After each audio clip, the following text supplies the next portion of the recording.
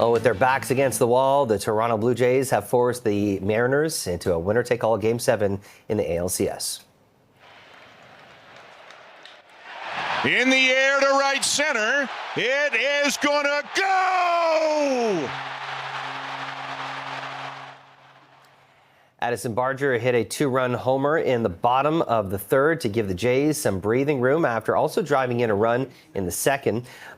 Excuse me, Vladimir Guerrero Jr. also homered in the 6-2 win for the Jays, and rookie Trey Savage threw 7 strikeouts over 5 2/3 innings.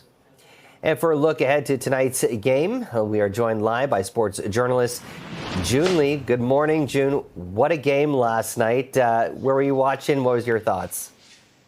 I was watching from the couch right behind me, and it was one of those games where I think it kind of spoke to how difficult it is to play in the Rogers Center in October. I mean, the Blue Jays crowd, as you guys well know, really comes out when the Jays are in the postseason. And it's going to be interesting tonight to see what happens with the pitching matchup, George Kirby versus Shane Bieber. Bieber, I think this is a favorable matchup for Toronto, and he pitched well earlier in the series. And I think when you're in a Game 7, it's always safer to take the home team, especially when the crowd gets as rowdy as it does in Toronto. You know, throughout this series, it's kind of like a box of chocolates. You never know what you're going to get with the way these games have played out. Let's talk about tonight. Let's talk about on the defensive side and when it comes to our pitching, but also our bullpen. Last night, really only using 2 guys, and it seemed to be the difference maker in this one.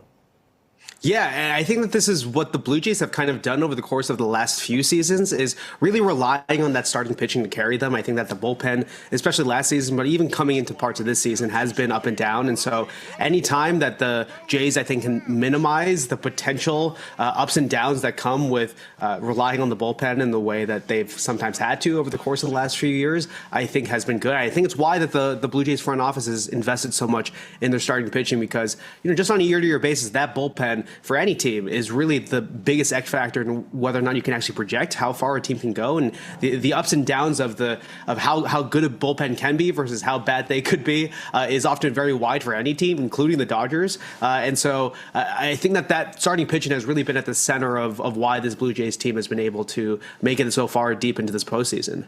Also, getting those bats working early seems to be also a really key ingredient, especially after what we saw last night. How important is that going to be? Yeah, I mean, this Blue Jays team, besides the big star names like Vladimir Guerrero Jr., it's the Addison Bargers, it is the Dalton Varsho's, it is the Miles Straws, it is the Ernie Clements. That's kind of what has elevated this Blue Jays team over the course of the season. It's the depth of this roster, the fact that even though Bo Bichette, one of the best hitters in all of baseball this past season, has been out for the entire postseason for all of October, and who knows if he's going to be able to make it, play in the World Series potentially, if the Blue Jays do make it that far. That core, that depth has been the reason why the Blue Jays have been able to make it so far deep, because, without that depth, it doesn't matter how many star players you have. If you don't have a lineup that's good top to bottom, it's hard to make it deep, and that's what the Blue Jays have constructed over the course of this season. Yeah, and lastly, just your thoughts on Trey Savage. It's pretty remarkable, when it comes to baseball, experience is highly important, especially when you're playing in Game 7s or you're playing in a Game 6 situation. And here you have a guy who's, I believe, 22 years old, pitching with that kind of maturity. Pretty incredible.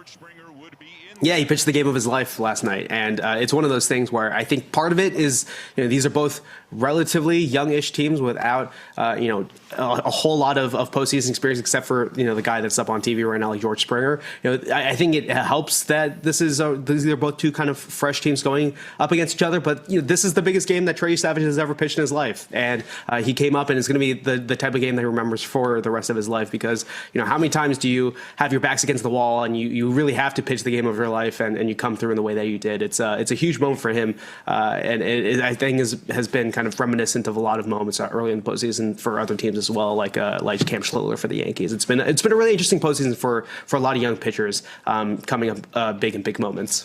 Joon Lee, we appreciate your time. Thanks for joining us.